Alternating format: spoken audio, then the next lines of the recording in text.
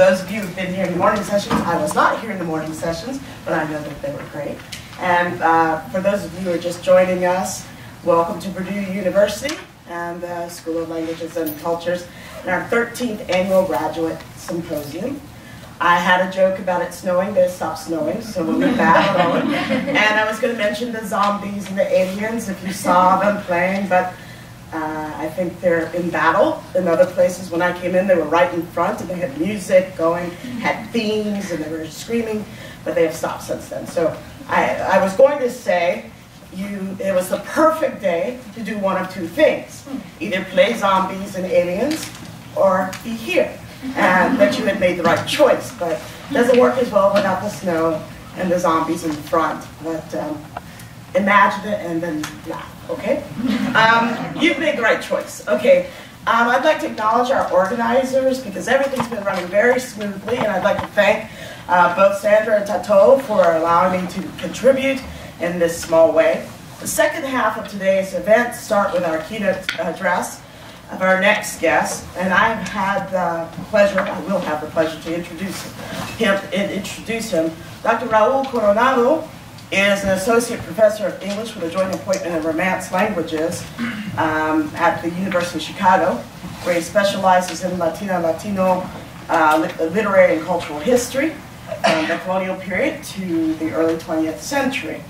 Chicana and Latina and Latino intellectual history and cultural studies, as well as historical emergence of queer Latina subjectivities. He's a graduate of UT Austin. He later received his doctorate degree from Stanford University. His work offers us a new perspective of the literary history about the birth of Latino and Latina literature, and provides us with a new theoretical lens through which to read these works. His publication record is long and impressive, with the most recent ones focusing on his interest in Chicana sexuality, Chicano studies, transnational aesthetics, gay Latino literature, and modernity.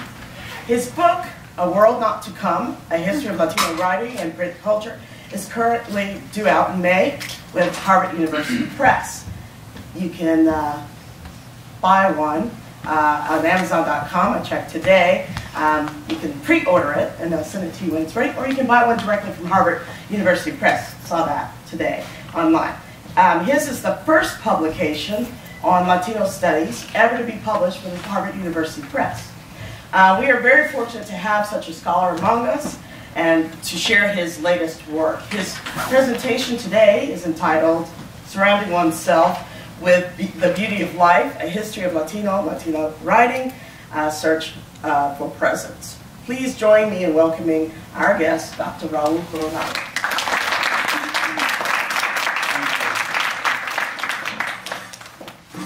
Well, thanks to everyone for being here, and thank you especially to Dr. and Sandra for the kind invitation to be here. I haven't been to Purdue before, so it's been a great pleasure being here on your campus, even though I've gone for a few days, and I had no idea it was so large, such a large campus. So I should say also, it's the first Latino literary studies book that Harvard publishes. They've done some books on education. I think Latinos in education. I'll take it. In any case, so like many of you, I went to graduate school because I was interested in social change, right? Which is a rather odd thing to do when you go into the humanities, right? And want to study literature. And yet, so many of the papers today are so inspired by wanting to think radically about the future or about the past. And I'm reminded actually of this morning, there was all yesterday and today as well, been wonderful papers that I've definitely learned a lot and thought-provoking that resonate a lot with what I'll be talking about today. So today I want to talk about the project of 19th century Latino literary and intellectual history and my attempt to historicize what I described as their social imaginary. So what I want to do today is talk for about 45 minutes and then have time for Q&A. But just to give you sort of map of the talk itself so that you can follow in case, as I often do, zone out and then come back, wait, where is this person at? I want to map out for you quickly my talk. So divide into three parts. So the first part, I'll talk about my initial entrance into doing archival research and we'll provide an account for how the category of the literary begins to emerge with modernity and the disenchantment of the world in the 18th century.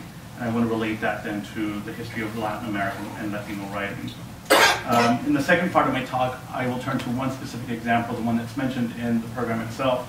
I want to talk about a diary kept in the 1850s by a woman at Tejana by the name of Florencia Leal.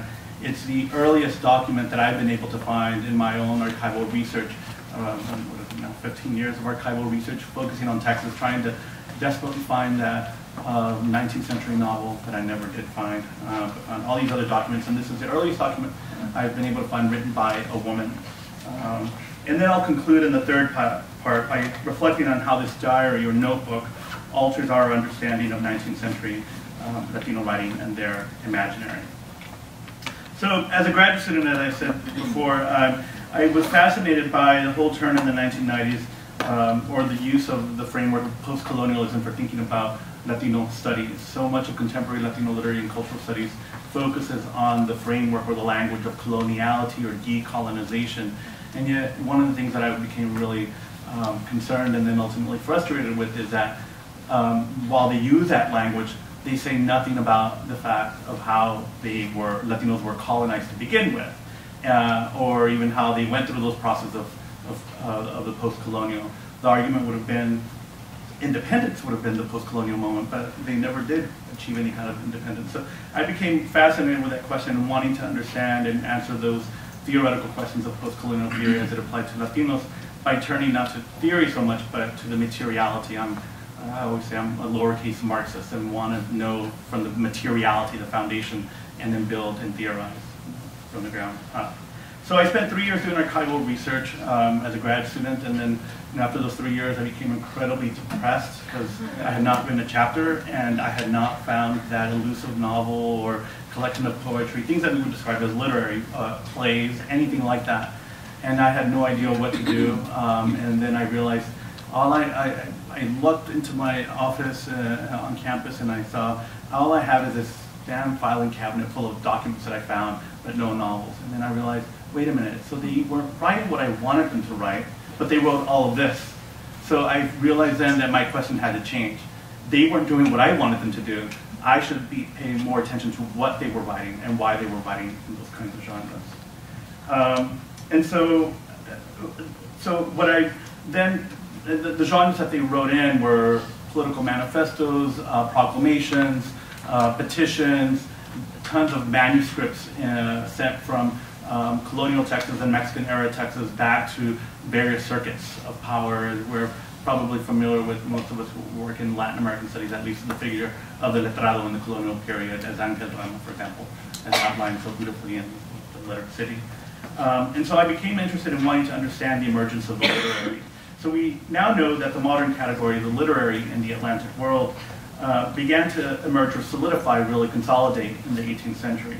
And of course, we can, the periodization can definitely vary depending on specific regions we're looking at. But for the most part, in the 18th century.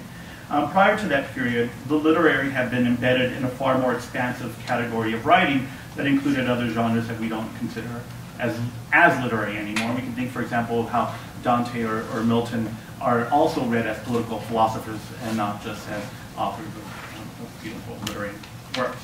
Other writings such as historical writing, natural science, and even in the case of early American literature, what we study so often are sermons, right? We study Ben Franklin's autobiography. Other genres that today, for the most part, we don't readily pick up a collection of a contemporary sermon, right, and say, oh, this is literary. So I was interested in that transformation. So, for example, in writing about early American literature, the literary historian Lars Ziff has theorized that this historical transformation as being one of a movement from immanence to representation, from, quote, a common belief that reality resided in a region beneath appearance and beyond manipulation, to the belief that it could be constructed and so made identical with appearance, end quote.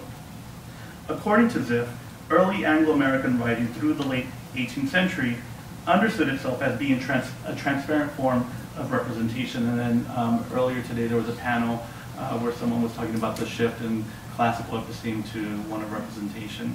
And so here what Ziff is describing as that moment of the classical episteme in Foucault's account. So for Ziff, then, early Anglo-American writing understood itself as being transparent, as offering a kind of foundational truth, providing a metaphysics of being.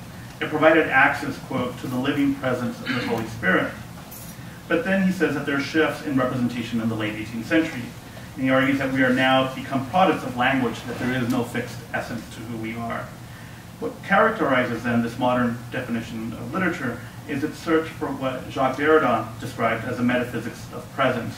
And here I'm citing or referring to his project of grammatology.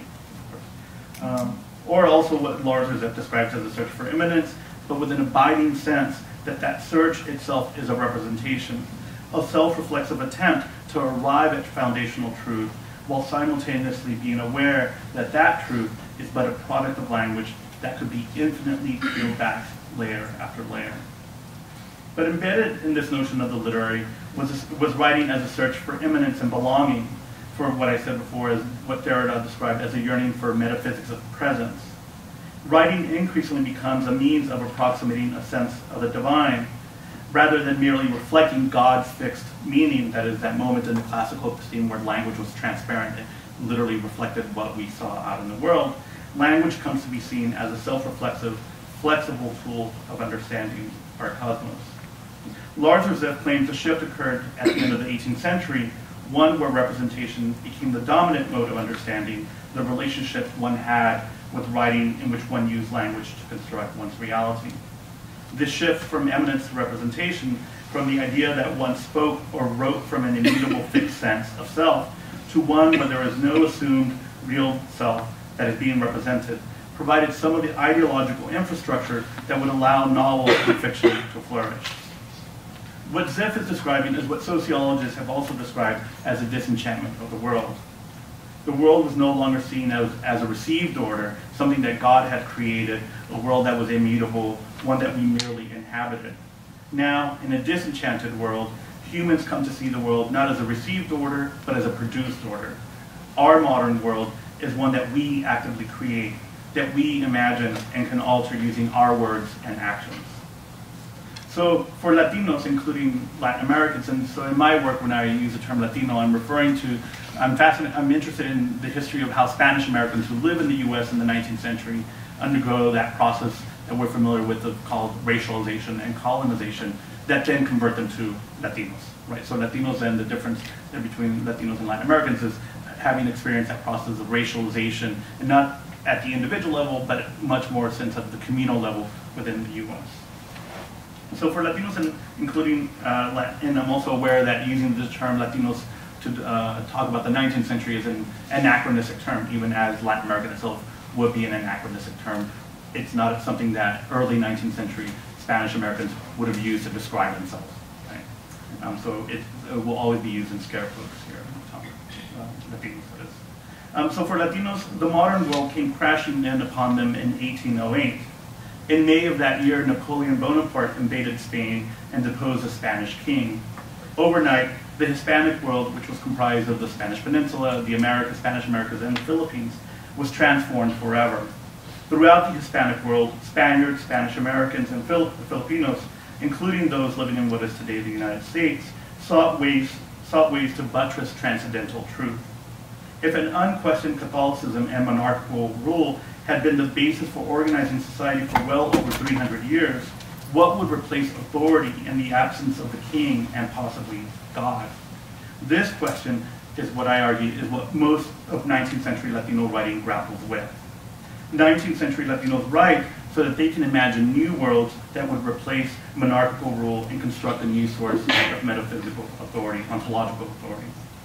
19th century Latino writing then operated as a part of a larger and largely undifferentiated field of writing, one that included handwritten documents, such as manuscripts and epistolary forms of all kinds, as well as revolutionary pamphlets and broadsheets, political journalism, memoirs, and histories. Each of these, in their vast diversity, sought to sustain a sense of immanence and belonging, of what Jacques Derrida, again, and he is invoking Heidegger when he comes up with this formulation, has described as a transcendental metaphysical ontological authority and security, in the wake of an increasingly disenchanted world. Writing and publishing become an increasingly important way for communities, for Latino communities, to search for new sources of metaphysical certainty. They produce a self-sustaining knowledge that becomes ontological foundational for them. What emerges from the archive of Latino writing is a yearning for new modes of being, a grasping for language that would allow these individuals to practice new personhoods, to enact new ways of imagining community, even as they use language long available within their Catholic Hispanic tradition. So what I argue in my book is that for most of the early part of the 19th century, what they're really struggling with is rethinking specifically sovereignty, political authority, where that actually originates.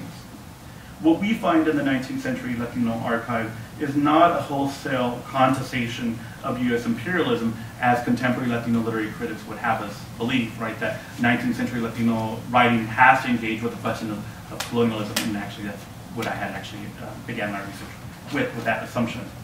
Rather, we find in the 19th century a yearning for the creation of a new modern world that would replace the centuries of Spanish colonial administration. The question of the US colonization of the Southwest is secondary, though it is definitely important and crucial in their writings as well. So I spent some 15 years, as I said, doing research, and I finished this book that unravels this beautifully complex history that allows me to understand this filing cabinet that I described as almost full. I wanted to recycle at that point because there was no novels in there. But it opened up, paying close attention to those documents allowed me to understand this new world, their perspective, to try to understand their perspective, their imaginary. So what I argue is that rather than describe this project as a history of Latino literary culture, we should describe this enterprise as a history of textuality, a grammatology of sorts, one that does not reduce a plurality of textuality to the fetishized, aesthetic, polished forms of literature that we're all so familiar with and would love to find, right? The novel, the short story, the poem, the play. But rather, this project seeks to instead to trace the discursive transformations of textuality of writing. But as I said, in all my years of research, I had not found any documents written by Latinas, and I had also tried to find in my multicultural moment of the 1990s to find voices by peons in the semi-feudal system for those underclass, but quickly easily can understand why we would not find such documents. They were illiterate. But also I saw documents written by Native Americans in Texas, and so I focused on Texas, in part because I thought it would have been a great crucible for this post-colonial theory. It's what has undergone so many wars of conquest that we're all familiar with. Right? So here now, I'd like to move into the second part of my talk and focus specifically on this document, this diary. By paying attention to this diary, you can see how this young woman used writing as a way to find meaning in her life, to find a sense of presence, immanence, and transcendence. So in 1850s Texas, right, after the U.S.-Mexico War that ended in 1848, Latinos were coming to terms with the reality that they were being displaced by the newly arrived Anglo-Americans. Latinos published newspapers in the beginning in 1856 and were also elected as officials. And these elite Latinos used their positions as a way to mitigate the dangerously virulent racism that had already swallowed up Texas at that moment. What they were experiencing and were not aware of themselves at that moment were the beginning forms of colonization, what we describe as colonization today, one where the elite would be displaced and the socioeconomic diversity of Latinos in Texas would be erased, reducing most of them to an impoverished community by the end of the 19th century. But in the midst of all this social turmoil that was redefining the future of Latinos in Texas, the first school for young girls opened in all of Texas in San Antonio in 1851. In 1851, Catholic nuns from New Orleans, the Ursuline order from New Orleans, moved to San Antonio and opened up their academy there. Within months, the nuns found themselves overwhelmed with families, not just Tejano families, but French, German, Anglo-American as well, wanted to enroll their daughters in the school. Students were, quote, packed like sardines in the 4 large classrooms on the first floor, while those from throughout Texas and northern Mexico as well, who required room and board, filled the sleeping quarters on the second floor to capacity. The French-speaking nuns and later Irish nuns quickly learned Spanish. Among their students, was 15-year-old Florencia Leal. It's not clear when she enrolled, but she was studying at the academy by 1853. Born on February 22nd, 1838, Florencia was raised in the Texas-Mexico border town of Mier in Tamaulipas. Sometime in her early adolescence, her family sent her to San Antonio, and she found herself boarding at the Ursuline Academy, where she dutifully received lessons in Spanish grammar and rhetoric and began to learn English. Florencia had done what so many young Latinas would do later, travel to San Antonio to be educated, and here we know, for example, Jovita Gonzalez, the author of, a co-author of the beautiful novel Caballero from the 1930s. She was from South Texas and moved to San Antonio to be educated there as well in the early 20th century. The city of San Antonio had become the unofficial capital of what Americo Paredes famously described as Greater Mexico, the South Texas, Northern Mexico borderlands. San Antonio was not altogether a foreign city for Florencia. Her let me get this right, the numbers here, great-great-great-great-grandfather was Juan de Alboraz. He had been the leader of the families that had immigrated from the Canary Islands to found San Antonio in 1731. He had served as the town's first mayor, and from San Antonio, the Leal descendants had spread throughout the region, in Texas and Mexico. Some became soldiers, others were merchants. Her great-grandfather, Joaquin Leal of San Antonio, had been an esteemed patriot, supporting Mexican independence in 1813, for which he and his sons would be executed by the Spanish royal forces when they entered in 1813. Florencia continued to have family in San Antonio. Among them were her two brothers, Narciso and Guadalupe, who had both been involved with all three of San Antonio's first Spanish-language newspapers from the 1850s, and who were actively involved in trying to create a public space for Latinos in Texas. Sometime in 1853, Florencia acquired a handsome leather-bound composition notebook, purchased perhaps by one of her brothers who on one of their trips to New Orleans. So this is just a cover here. I'll give you some more images here of the materiality of the object itself so that you can get a sense of what she was working with. Her notebook served several purposes. She had decided to learn the art of writing letters, and she transcribed in perfect penmanship and with beautifully decorative bullet points a Spanish language epistolary manual. The manual covered every detail, from style, quote, how to address and begin a letter, to rhetorical devices from prolepsis, analogy, metaphor, etc., to the appropriate tone to use when writing to superiors. Florencia spends the first 23 pages studiously learning the art of the written word. You probably won't be able to see the image.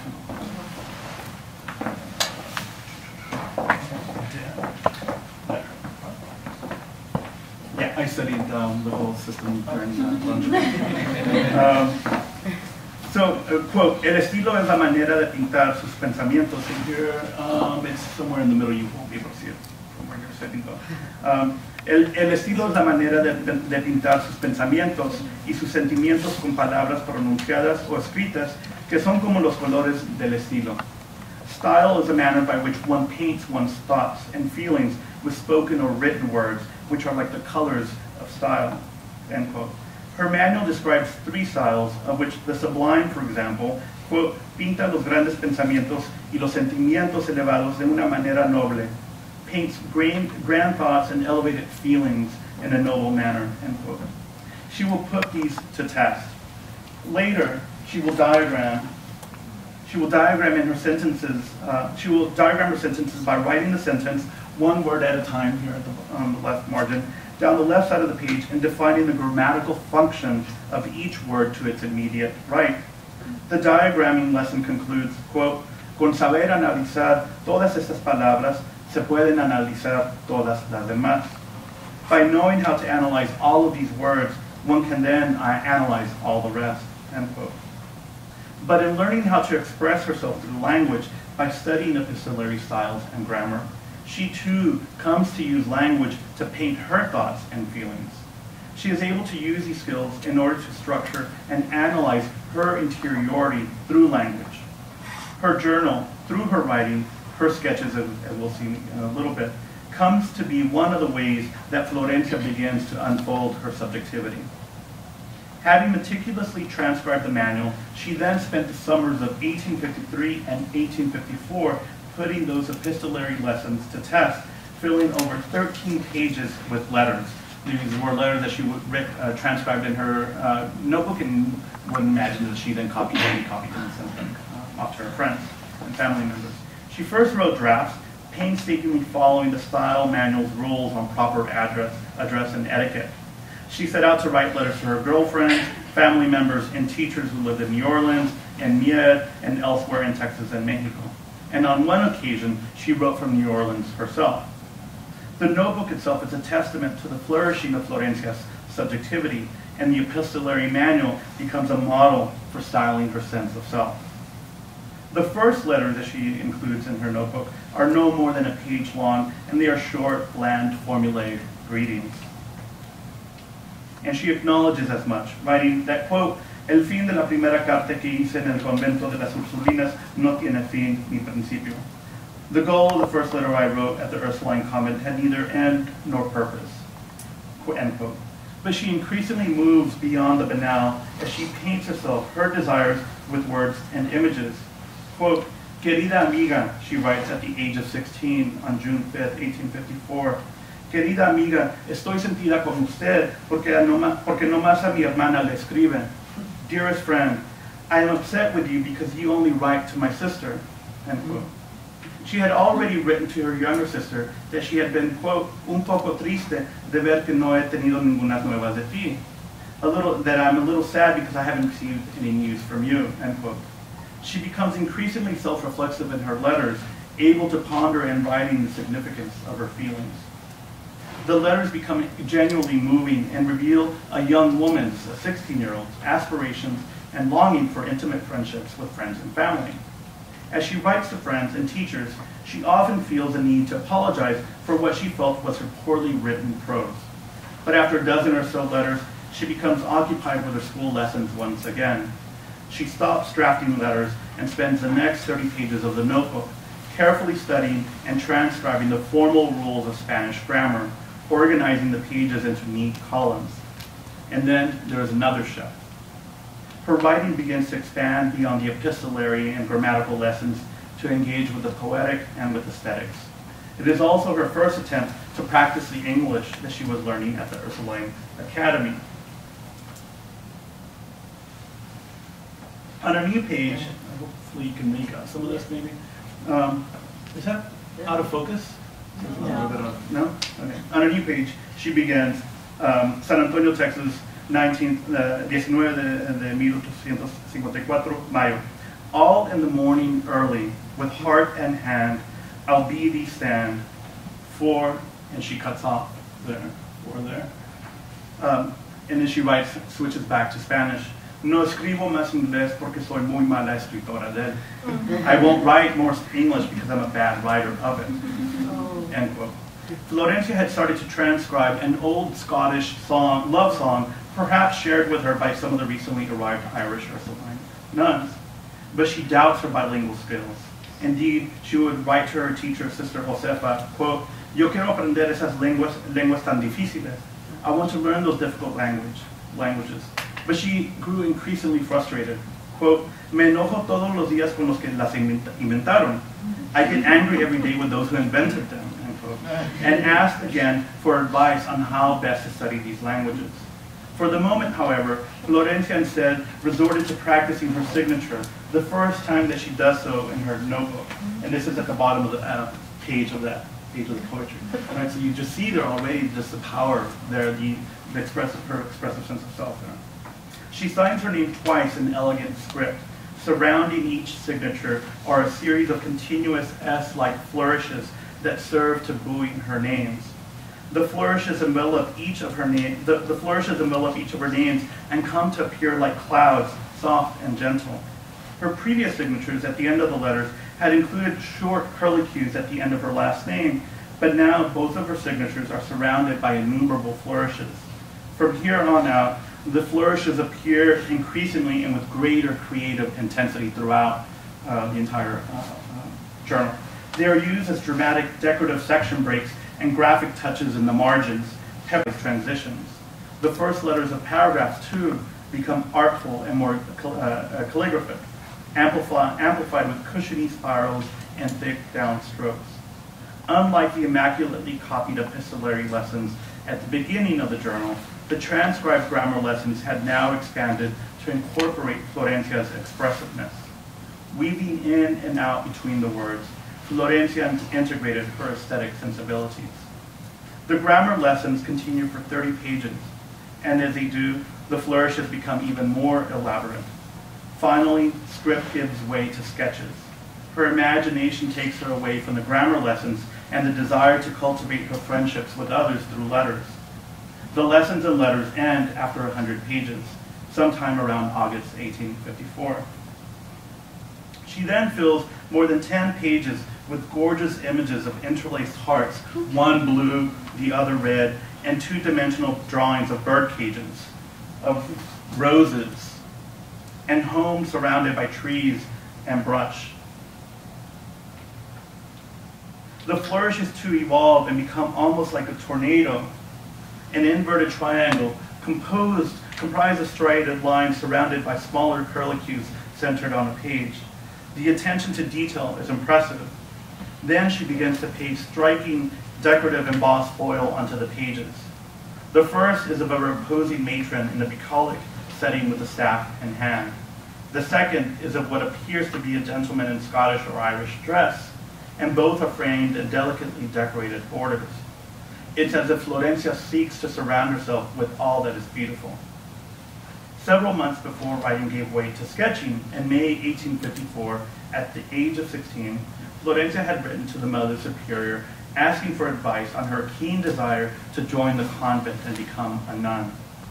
What the advice was is not clear, but the result was that Florencia would leave the Ursuline Academy that summer and return to her native Mier. 9 months later after that letter, on February 24, 1855, she would marry Jose Maria Garcia Villarreal. But there are no more lessons, letters, or entries, and she says nothing of her engagement or marriage. Had she wanted to join the convent in order to avoid the patriarchal confines of marriage? Perhaps, given that not once does she mention her fiancé or husband, and the name is only, I was only able to find the name through genealogical work done by historians, the name of her husband. Instead, she includes in her notebook a short, touching speech that she delivered on the occasion of her parents' anniversary. It's a beautiful speech that she gave then. This speech that she gave at that anniversary is followed by the transcription of the Irish poet Thomas More's poem, The Last Rose of Summer. Is anyone familiar with that poem at all? The Last Rose of Summer? Written in 1805, the poem itself, the original poem, written in 1805 and quickly set to music, the poem became widely popular, was included in operas, performed by 20th century recording artists, and the music itself is sometimes played also in commercials to the present. The poem allegorizes the beauty of life, even if fleeting. It is profoundly melancholic. Can you make out any of that? No, the handwriting is kind of funny.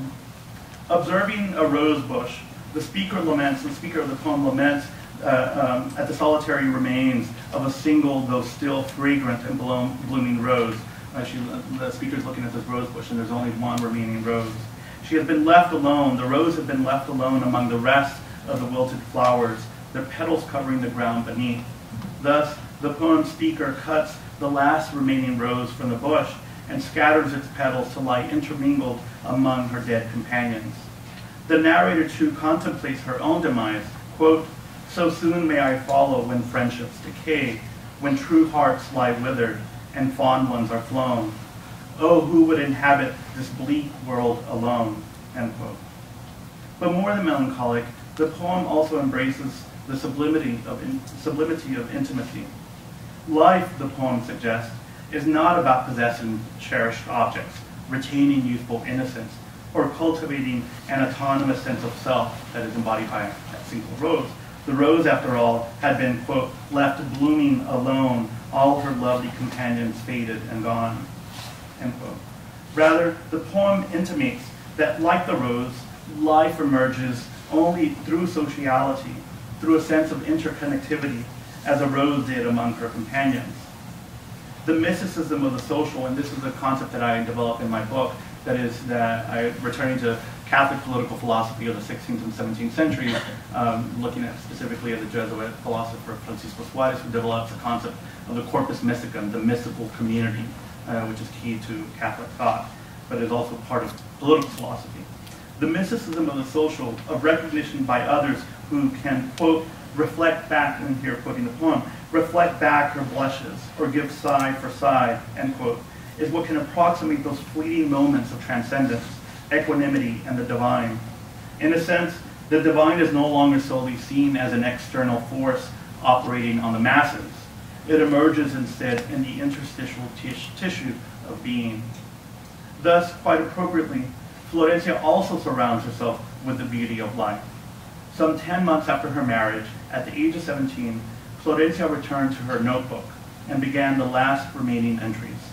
Now, however, she documented in careful detail the birth of her 8 children, providing the exact time, date, day of the week, name, and weight of each one. Her first, Nicolásito, was born around 7 in the morning on December 4th, 1855.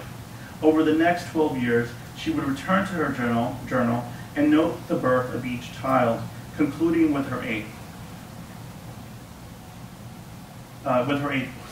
Zulema, at 8 in the morning on November 24th, 1870. These would be her last entries. We do not know what we do know about her family, and they're still descendants, and you can find actual articles about her family in the early 20th century San Antonio newspapers. What we do know, we do know that her daughter Zulema, for example, became a talented musician who studied and traveled in Europe before returning to San Antonio. Florencia herself would live to the age of 56 and would die of pneumonia in Washington, D.C. on January 4, 1894. It may be that Florencia accompanied Zulema on one of her trips during which Florencia contracted pneumonia. Florencia had turned to writing in order to capture the poetics of life, its intimacies, beauty, knowledge, style, but she never produced a diary-like entry where she addressed an anonymous reader, one that we're familiar with when you write in your diary.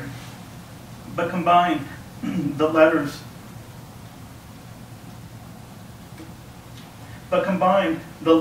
the style manual, the grammar, the sketches, poems, inserted decorative paper, and finally the details of her children's births reveal Florencia's desire to use writing as a means of leaving traces, evidence of her life, one that would help sustain a sense of presence and belonging in the world, sedimented by her friends and family. Florencia's diary is a stark aberration from the massive documents at the big filing cabinet that I mentioned several times now, that I had found. The vast majority of those materials I found were meant to be read out loud or heard by many people, or were meant to be circulated throughout various political nodes in the Spanish Empire and then in Mexico. Florencia, on the other hand, did not intend for anyone else to read her notebooks other than the letter that she wrote in the diary and then transcribed and sent off. The journal is an intimate, private, expressive lesson in cultivating one's sense of self. Florencia had little to say, she said nothing at all about the devastating events that were unfolding in San Antonio during the chaotic years after the end of 1846-48, and it was quite brutal, the violence that was going on. The Tejanos had owned the lucrative ox cart transportation from the Gulf of Mexico that would ship merchandise to San Antonio, and Anglo-Americans along the whole line would assault them, murder them, steal their belongings. And the elite tried to use a law to be able to get some sense of justice, but they were not able to, and they were eliminated from that business. She says nothing at all about this, and then the Know Nothing Party also came in the 1850s, a xenophobic nativist party that was anti-Catholic as well. She says nothing at all about all these events. Instead, she dedicates a space to ensuring that her friendships will continue to deepen, to studying Spanish grammar, learning English, and transcribing images from her mind's eye. So now I'd like to move to the third and final part of my talk by reflecting on how we should narrate this history of 19th century Latino writing. Florencia Leal's text stands in contrast again to the majority of the 19th century Latino archive of writing that I uncovered. Yet at the same time, it also serves, her journal serves as a reminder of the necessity of our continued exploration. Literary and intellectual history scholars, myself included, have long focused on those well-established genres that we describe as literature, a desperate desire to find that early novel, right, that we all would love to be able to find. So the earliest so far that we've been able to identify is Felix Varela's Jicotenca from 1826, published in Philadelphia. Arguably the first Hispanophone historical novel, if not the first Hispanophone historical novel, then the first historical novel in Spanish America.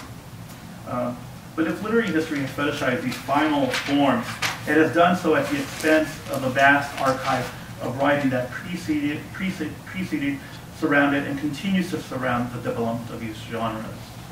A mutation occurred in the history of writing in the West between a Catholic and a Protestant West, one that had begun, of course, with the Reformation, but also definitely diverged even further in the 18th century, continuing through the 19th. It's during the 19th century that the category of the literary, as we know it, emerged as a recognizable genre distinct from other forms of writing. In the case of the U.S. and Anglo-America, however, that happens much earlier in the late 18th century, definitely by the early 19th century, with like figures like Washington Irving was able to sort of make a living off of his own writing.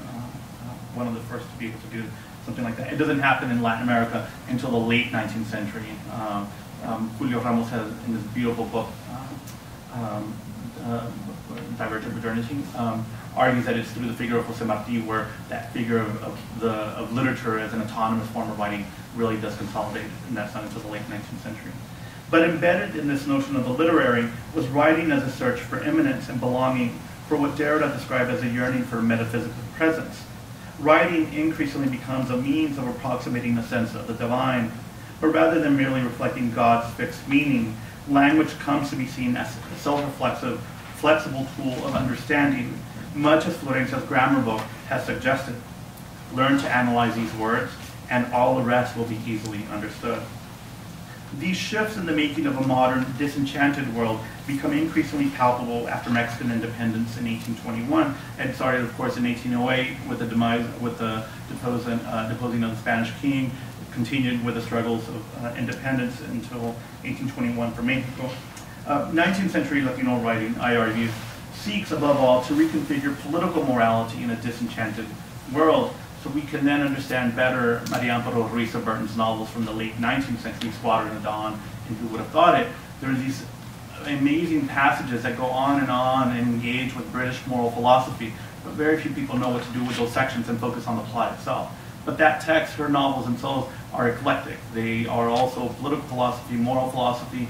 She engages with historical writing as well. And what I argue is that in those novels, she's still, even though it is the genre of the novel, she is still struggling to reconfigure the sense of political morality, even after California has become part of the U.S. As the 19th century continued to unfold, Latino writing sought to reconfigure that political morality. For these writers, a world of certainty became a world of ambiguity. The previous Catholic vision of self and society as a beautifully woven tapestry was torn to shreds before their very eyes.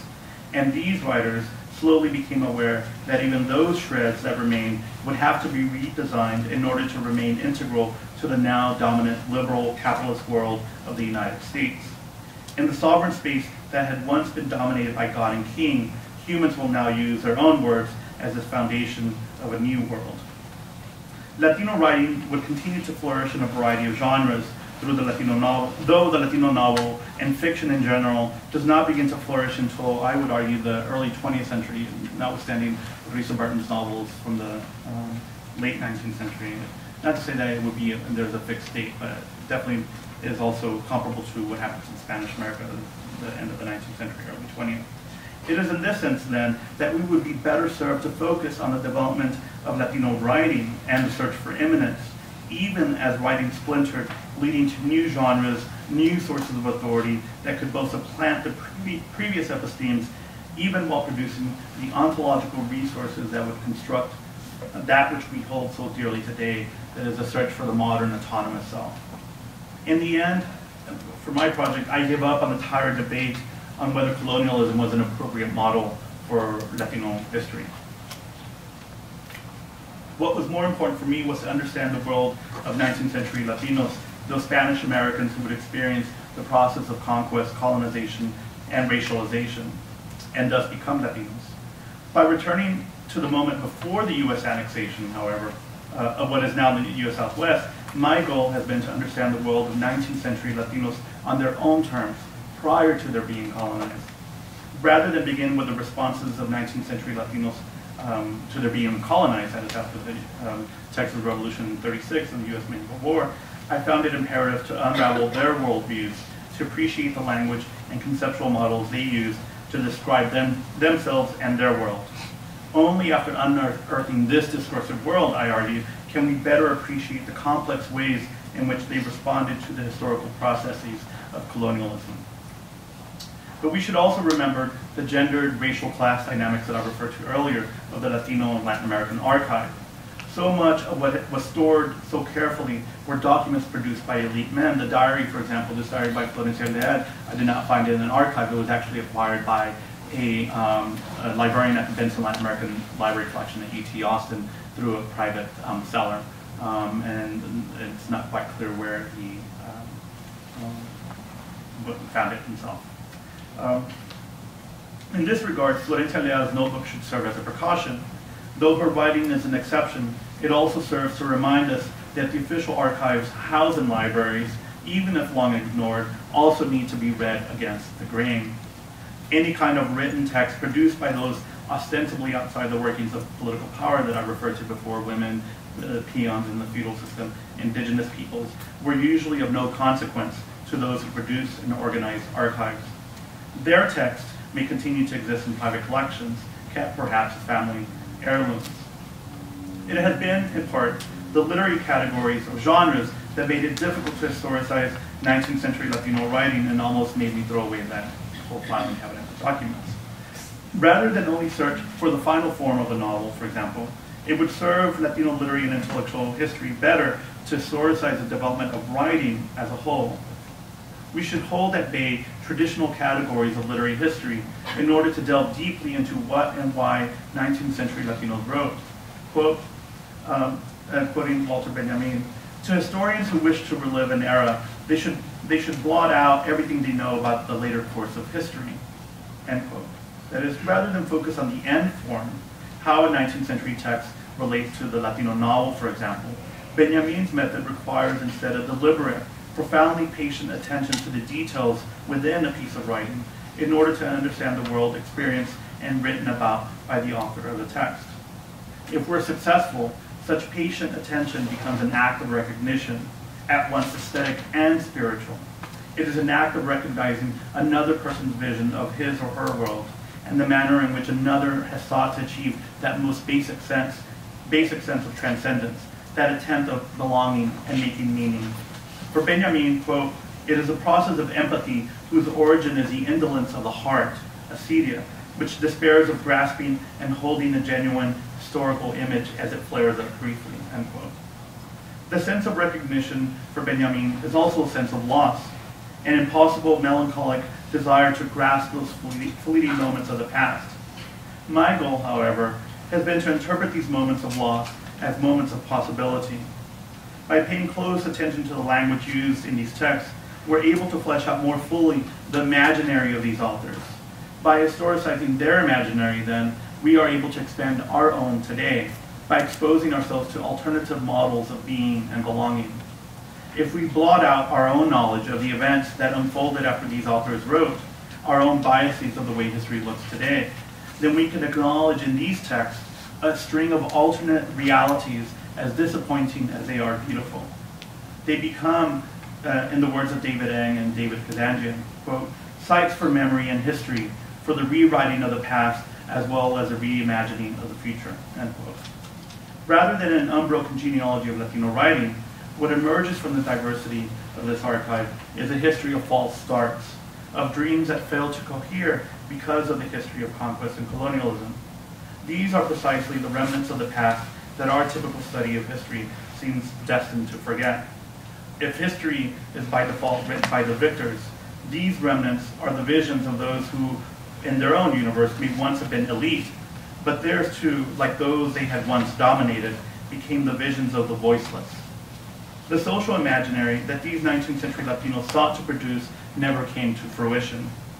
To that extent, the book I finished writing on the history of Latino writing is not of what they succeeded in producing. Rather, it is an account of what happened in the light of what might have happened.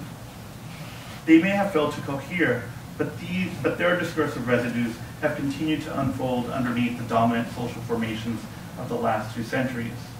Histories such as this one remind us of our own contingencies.